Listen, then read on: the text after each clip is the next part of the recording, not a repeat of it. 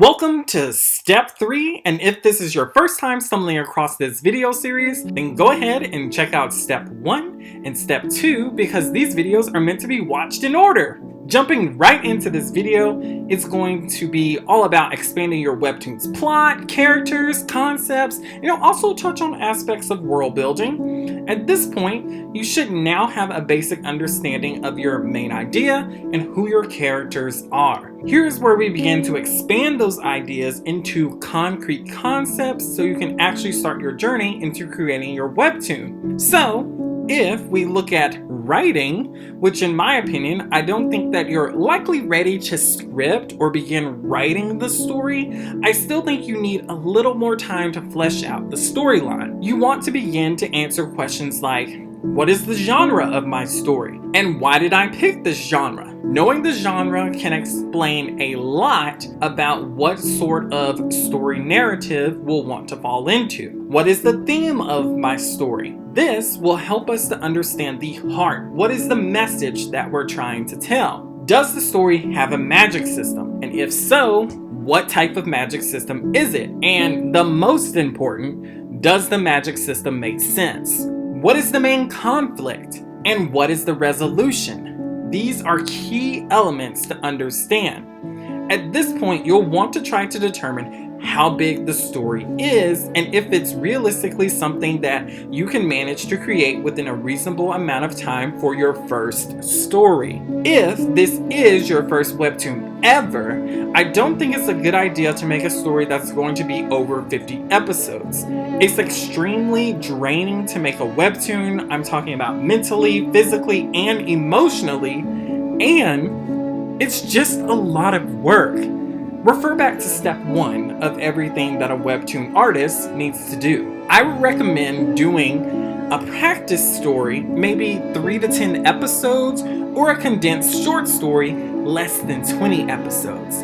By having a clear idea of the story, this will help to determine the time frame and help you to make the best decisions possible. During this phase, you may realize you're not ready to embark on a 5-year journey creating a story you love when you have no experience.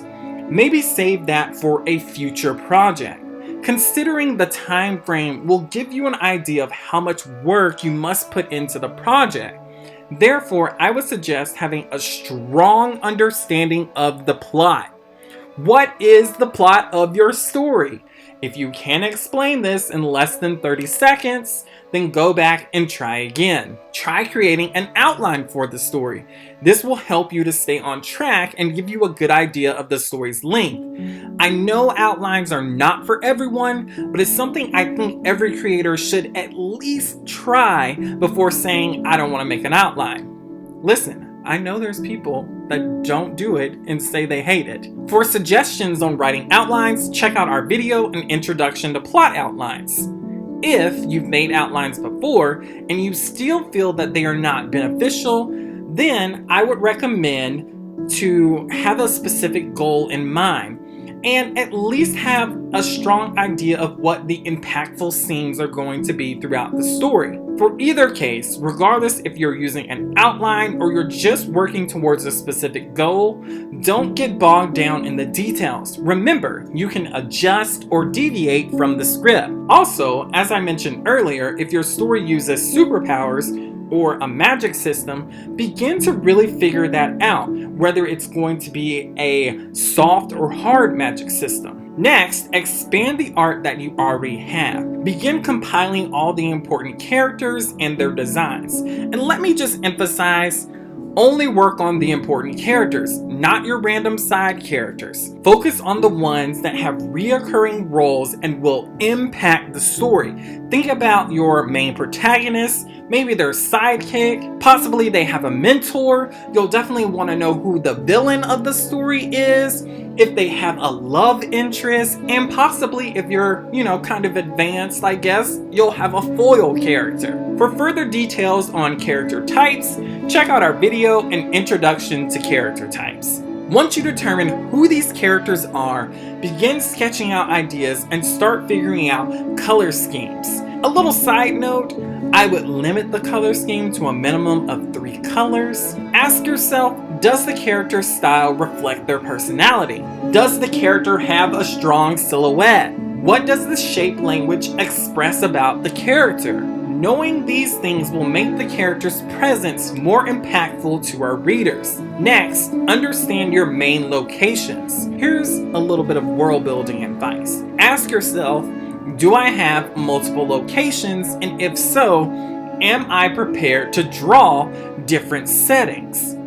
You'll need to understand, how did the characters move about through the area? Do they walk? Do they swim? Do they drive? Do they fly?